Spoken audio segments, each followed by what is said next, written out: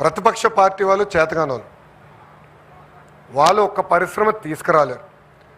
కానీ బాధ ఎక్కడ వేస్తుందంటే మేము తీసుకొచ్చిన పరిశ్రమలపైన కేసులు వేస్తున్నాం. వాళ్ళ పార్టీకి చెందిన ఒక ఎంపీ ఏకంగా ఒక పిల్లేసి గూగుల్కి, టీసీఎస్కి, కాగ్నిసెంట్కి ల్యాండ్ ఎలా ఇస్తారని ప్రశ్నిస్తాడు. అంటే ఎంత అన్యాయం ఒక్కసారి ఆలోచించండి. వాళ్ళ పార్టీకి చెందిన ఎంపీ నిన్నగాక మొన్న ఒక జంపింగ్ జపాంగ్ ఉన్నాడు. ఈ పార్టీ నుంచి ఆ పార్టీ, ఆ పార్టీ నుంచి ఈ పార్టీకి జంపింగ్ చేసేవాడు ఇక్కడ ఉన్నాడు ఒక వ్యక్తి. ఆయన పెద్ద పెద్ద మాటలు మాట్లాడుతున్నాడు. అరే 5 సంవత్సరాల మళ్ళీ మీరు చేసింది ఏంటయ్యా? 2022లో ఈ ఫ్యాక్టరీకి మీరు లీగల్ నోటీస్ పంపించారా లేదా? సమాధానం చెప్పమనండి. ఎస్ఏఎల్ని ఆపాలని ప్రయత్నిస్తారు, దాల్మియా సిమెంట్ ఫ్యాక్టరీని ఆపాలని ప్రయత్నిస్తారు. ప్రజలు స్వచ్ఛందంగా ముందలకు వచ్చి వాళ్ళ పిల్లల భవిష్యత్తు కోసం, పిల్లలకు ఉద్యోగాలు వస్తుందని వాళ్ళు భూములు ఇస్తే అదే ఊర్లకి ఆ జంపింగ్ జపాంగు, ఆ జఫా బ్యాచ్ వెళ్ళి ఏకంగా అక్కడ ప్రజల్ని రెచ్చగొడుతున్నారు. మేమెందుకు మిమ్మల్ని వదిలిపెడతాం? మేము లక్ష్యం పెట్టుకున్నాం 20 లక్షల ఉద్యోగాలు కల్పించాలని. ఆ లక్ష్యం సాధించే వరకు మేము ఎవరం పడుకోం. మంత్రివర్గం మేము అందరం ఉన్నాం, శాసనసభ్యులుగా మేము అందరం ఉన్నాం, మా గ్రాడ్యుయేట్ ఎమ్మెల్సీ గారు కూడా ఉన్నారు. ఆయన కూడా ఆనాడు చెప్పారు జాబ్ క్యాలెండర్ చేస్తామని. ఎస్, గర్వంగా చెప్తున్నా, 5 సంవత్సరాలు మీరు ఒక్క జాబ్ క్యాలెండర్ ఇవ్వలేదే, మేము జాబ్ క్యాలెండర్ ఇచ్చాం, అది ఈరోజు మేము అమలు చేస్తున్నాం. 16,000 పోస్టులో డిఎస్సి మేము భర్తీ చేశాం, 150 రోజుల్లో చేశాం. మీరేసారు 250 కేసులు, 50 కేసులు కోర్టు కూడా కొట్టేసింది. మాకు ఆ చిత్తశుద్ధి ఉంది కనుకనే ఈరోజు స్టే కూడా రాలేదు. ఒక పద్ధతి ప్రకారం చేసుకుంటూ వెళ్తున్నాం.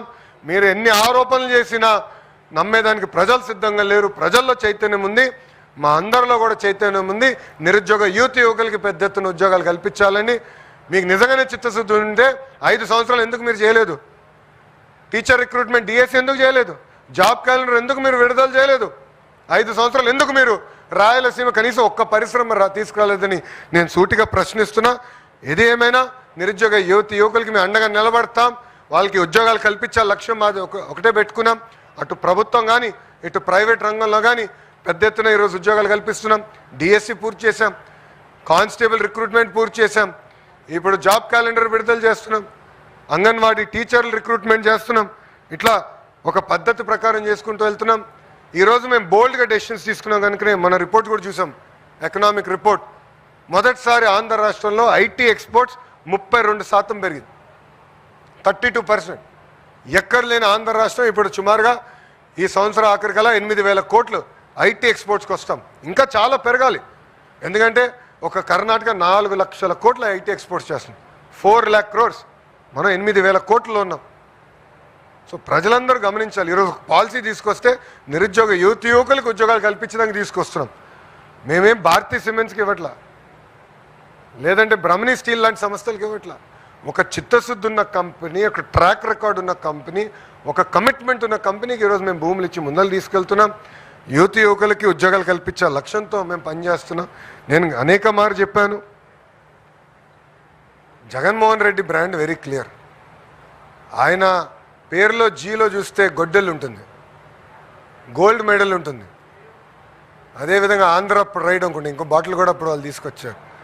ఇలా ఏంటంటే వాళ్ళు ఆ బ్రాండ్ అవుతే కూటమి ప్రభుత్వాన్ని ఒక గూగుల్, ఒక ఆసిలర్ Mittal, Dalmia cements, royal Enfield, Kia, ఒక కాగ్నిసెంట్, ఒక టీసీఎస్ ఇలాంటి పరిశ్రమలు తీసుకొచ్చిన ఘనత మంది. నిరుద్యోగ యువకులందరూ కోరేది ఒకటే, మాయ మాటలు చెప్పి వాళ్ళు కప్పిపుచ్చుకోవడానికి ప్రయత్నిస్తున్నారు. మీరు అందరూ అప్రమత్తంగా ఉండండి. ప్రభుత్వం మీకోసం పనిచేస్తుంది, మీకు ఉద్యోగాలు కల్పించడానికి పనిచేస్తుంది. మీకు మేము అండగా నిలబడతాం. బాగా ప్రిపేర్ అవ్వండి. ఇంకో పక్కన జాబ్ క్యాలెండర్ ఎగ్జామ్స్ త్వరలో జరగబోతున్నాయి, డిఎస్సి కూడా రాబోతుంది. ప్రైవేట్ రంగంలో ఇప్పుడిప్పుడు పెట్టుబడులన్నీ గ్రౌండ్ అవుతున్నాయి, ఫ్యాక్టరీలన్నీ రెడీ అయ్యే సమయానికి నిరుద్యోగ యువకులు కూడా స్కిల్ అప్గ్రేడేషన్ చేసి వాళ్ళకి ఉద్యోగాలు కూడా కల్పించాల్సిన బాధ్యత మా పైన ఉంది. అది పుచ్చుకోవాల్సిన బాధ్యత యువత పైన ఉందని తెలియజేసుకుంటూ, ఇప్పుడు మీడియా మిత్రులకి ఏమైనా ప్రశ్న ఉంటే దానికి సమాధానం చెప్పడానికి సిద్ధంగా ఉంది.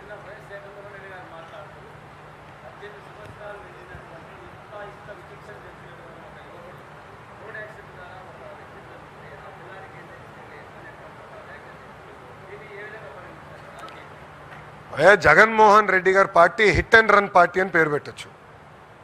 ఎందుకంటే ఆయన సొంత కార్యకర్తని గుద్ది అతని తల కారు టైర్ కింద పడిన తొక్కుంటూ పోయి ఆగను కూడా ఆగల. ఆనాడు కానీ జగన్మోహన్ రెడ్డి అనే వ్యక్తి ఆగుంటే ఆ వ్యక్తి బతికేవారు. సింగయ్య అనే వ్యక్తి బతికేవారు. ఈరోజు సవాన్ తీసుకుని రోడ్ పక్కన పడేసి పారిపోయాడు. నిజంగానే చిత్తశుద్ధి ఉంటే ఎందుకు కోర్టుకు వెళ్ళాడు? ఆయన కోర్టుకు వెళ్ళి ఎందుకు స్టే తీసుకొచ్చుకున్నాడు ఇన్వెస్టిగేషన్ పైన? ఎంత అన్యాయమో చూడండి. అంతేకాదు, ఈరోజు వాళ్ళ పార్టీకి చెందిన ఒక మాజీ శాసనసభ్యుడు, నేను డాక్టర్ అని గొప్పలు చెప్పుకునే వ్యక్తి, మాజీ మంత్రి, వాళ్ళ కొడుకు యాక్సిడెంట్ చేశాడు. 18 సంవత్సరాలు. Is a major, is not a minor. 18 సంవత్సరాలు కుర్రోడు యాక్సిడెంట్ చేశాడు. యాక్సిడెంట్ చేసిన తర్వాత ఏం చేయాలి? బాబు ఆ క్షణంలో భయం ఉండుండొచ్చు. ఏం చేస్తాడు? ఇంటికి వస్తాడు. అప్పుడు తల్లిదండ్రుల పైన ఉన్న బాధ్యత ఏంటి? అరే నువ్వు చేసిన తప్పురా, అయిపోయింది, వెళ్దాం పోలీస్ స్టేషన్కి, చలో వెళ్దాం, సరెండర్ చేసి న్యాయపరంగా ఏం చర్యలు తీసుకోవాలో అది తీసుకోండి అని చెప్పాలి. తెలంగాణలో ఇట్లనే ఒక కేంద్ర మంత్రి పైన కొడుకు పైన ఆరోపణలు వస్తే ఆ మంత్రి ఏం చేశాడండి? వాళ్ళ అబ్బాయిని తీసుకెళ్ళి నిలబెట్టాడు. లీగల్ రికోర్స్ ట్రై చేశాడు. దాని తర్వాత అబ్బాయిని తీసుకెళ్ళి నిలబెట్టాడు. ఇదిగోండి మా అబ్బాయి సరెండర్ అవుతున్నాడు, న్యాయబద్ధంగా మేము పోరాడతాం అని చెప్పారు.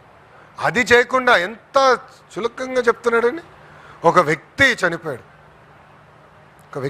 దాంట్లో కుటుంబం ఉంటుంది, తల్లిదండ్రులు ఉంటారు, భార్య ఉంటుంది, పిల్లలు ఉంటారు. ఇంత సింపుల్గా చెప్పేస్తున్నాడు. ఏమవుతుందంటాడు? అంటే ఎక్కడ పోతున్నావు అంటే మీ బాబాయిని చంపేశారు. అట్టనే ఆయనే చంపించాడు. వాళ్ళ బాబాయిని జగన్మోహన్ రెడ్డి చంపించాడు. ఆనాడే నేను చెప్పా, ఈ గడప పైన నేను చెప్పా, కడపలో నేను పాదయాత్ర చేస్తున్నప్పుడు చెప్పా, సొంత బాబాయిని లేపేశాడు, తప్పు కాదంట.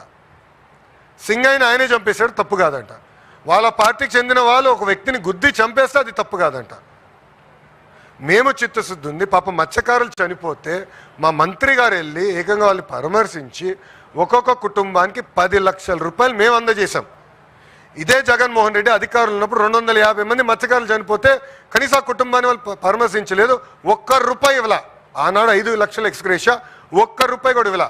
ఇప్పుడు వెళ్ళి పెద్దదో చేస్తున్నట్టు సినిమా. ఎంత అన్యాయం! మా మత్స్యకార సోదరులు కూడా ఆలోచించాలని కోరుతున్నాను.